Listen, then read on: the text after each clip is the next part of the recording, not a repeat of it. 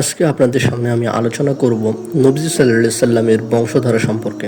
নবীজি সাল্লাল্লাহু আলাইহি সাল্লামের বংশধারাকে 3 ভাগে বিভক্ত করে আলোচনা করা যেতে পারে। যার প্রথম ভাগ হচ্ছে আদনান পর্যন্ত, যার বিশুদ্ধতা নিয়ে ইতিহাসবিদ এবং বংশ বিশেষজ্ঞগণ একমত ছিলেন। দ্বিতীয় স্তর হচ্ছে আদনান থেকে হযরত ইব্রাহিম আলাইহিস সালাম পর্যন্ত। এই স্তরের বিশুদ্ধতা নিয়ে ইতিহাসবিদ ও বংশ বিশেষজ্ঞগণের মধ্যে মতপার্থক্য রয়েছে। এই স্তরে সঠিক সিদ্ধান্ত গ্রহণের ক্ষেত্রে কেউ কেউ চুপ থেকেছেন, আর কেউ কেউ আলোচনা করেছেন। আর তৃতীয় স্তরটা হচ্ছে হজরত ইব্রাহিম আলাইসাল্লাম থেকে নিয়ে হজরত আদম আলাইসাল্লাম পর্যন্ত। এই স্তরে কোনো কোনো ক্ষেত্রে যে ভুল রয়েছে সে ব্যাপারে আমার সন্দেহ পোষণ করি না। ইতিপূর্বে সংক্ষিপ্ত পরিসরে নবীজি সাল্লাল্লাহু আলাইহি সাল্লাম সম্পর্কে ইশারা ইঙ্গিত করা হয়েছিল, তবে এখন বিস্তারিত আলোচনা করা হচ্ছে। প্রথম স্তর যদি আমি বলি, মুহাম্মদ ইবনু আবদুল্লাহ ইবনু আব্দুল মুত্তালিব, যার আসল নাম হচ্ছে শাইবাহ, যার পিতার নাম হাশিম। হাশিম আসল নাম হচ্ছে আমর, তার পিতার নাম হচ্ছে আব্দে মানাফ, যার আসল নাম হচ্ছে মুগিরা। তার পিতার নাম হচ্ছে কুসাই, যার আসল নাম হচ্ছে জাইদ। তার পিতার নাম হচ্ছে কিলাব ইবনু মুরারাহ ইবনু কাব ইবনু লুআই ইবনু গাইব ইবনু ফাহ, ছিলেন কুরাইশ। তার পিতার নাম ছিল মালিক ইবনু নাজার, যার আসল নাম হচ্ছে কাইস, এবং তার পিতার নাম ছিল কিনানা ইবনু খুজাইমা ইবনু মুতরিকা। তার আসল নাম ছিল আমির। পিতার নাম ইলিয়াস ইবনু মুজার ইবনু নিজার ইবনু মাআদ ইবনু আদনান। নবী পরিবারের পরিচয়। রাসূল সাল্লাল্লাহু আলাইহি সাল্লাম এর পরিবার পূর্বপুরুষ হাশিম ইবনু আবেদের মানাফের দিকে নিসবত হওয়ার কারণে হাশিমি পরিবারের নামে প্রসিদ্ধ ছিল। রাসূল পাক সাল্লাল্লাহু আলাইহি সাল্লাম সম্পর্কে সুস্পষ্ট ধারণা লাভের জন্য তার পিতামহ, প্রপিতামহ তথা পূর্বতন কয়েকজন প্রজন্মের নেতৃস্থানীয় ব্যক্তিদের জীবনী সম্পর্কে আলোচনা প্রয়োজন মনে করি। এর প্রেক্ষিতেই পরবর্তী আলোচনা।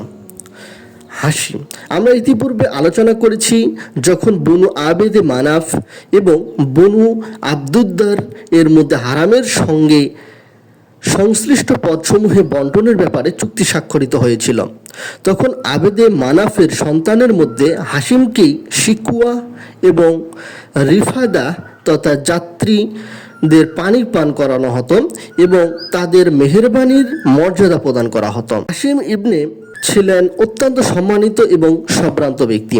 তিনি ছিলেন প্রথম ব্যক্তি যিনি সুরবা বা ঝোলের সঙ্গে রুটি মিশ্রিত করে মক্কায় হজযাত্রীদের খাওয়ানোর বন্দোবস্ত করেছিলেন। তার আসল নাম ছিল আমর, কিন্তু সুরবা বা ঝোলের সঙ্গে রুটি ভেঙে মিশ্রিত করার কারণে তাকে হাশিম নামে ডাকা হতো, কারণ হাশিম অর্থ হচ্ছে যিনি কোনো কিছু ভেঙে ফেলেন। আবার হাশিমই হচ্ছেন প্রথম ব্যক্তি যিনি কুরাইশের মধ্যে গ্রীষ্ম ও শীতকালে ব্যবসা সংক্রান্ত দুটি ভ্রমণ পর্যটনের গোড়াপত্তন করেছিলেন। তার সম্পর্কে জনক ব্যক্তি বলেছেন, আমরই এমন ব্যক্তি সত্তা যিনি দুর্ভিক্ষ পীড়িত দুর্বল স্বজাতির জন্য শুক্রবার মক্কায় সুরবা বা ঝোলের মধ্যে রুটির টুকরো ভিজিয়ে খেয়েছিলেন এবং শীত ও গ্রীষ্মের দিনে ভ্রমণের ব্যবস্থা করেছিলেন।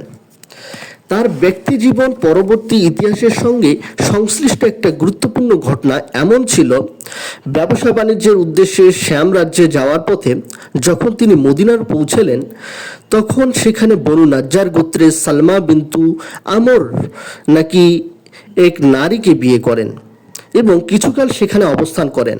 অতঃপর স্বীয় স্ত্রীকে গর্ভবতী অবস্থায় তার পিত্রালয়ে রেখে তিনি শ্যাম রাজ্যে চলে যান এবং সেখানে ফিলিস্তিনিদের গাজ্জাহ শহরে পরলোক গমন করেন।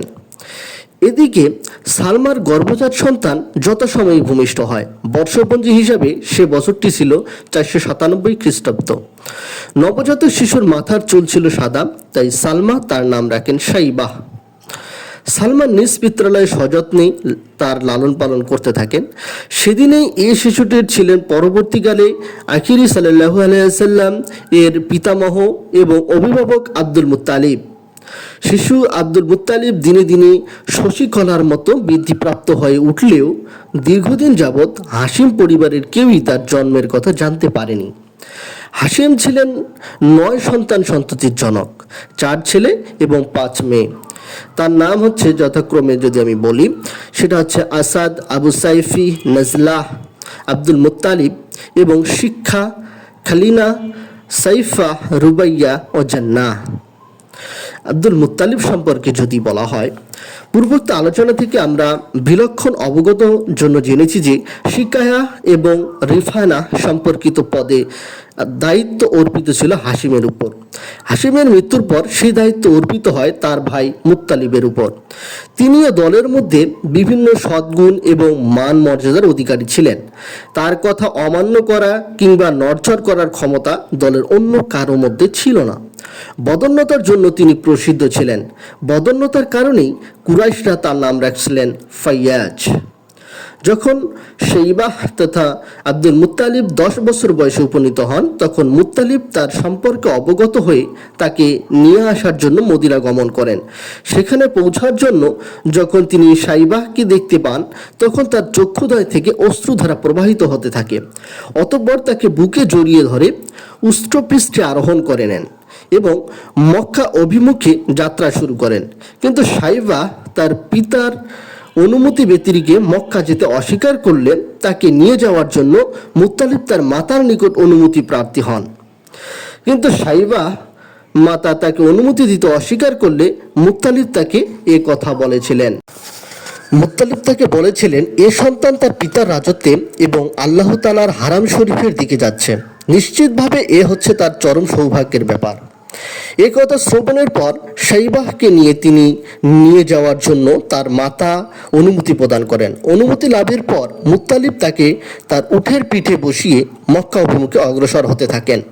মক্কায় পৌঁছলে শাইবাহকে মুত্তালিবের পাশে দেখে মক্কাবাসী বলতে লাগলো, এ বালক হচ্ছে আব্দুল মুত্তালিব তথা মুত্তালিবের দাস।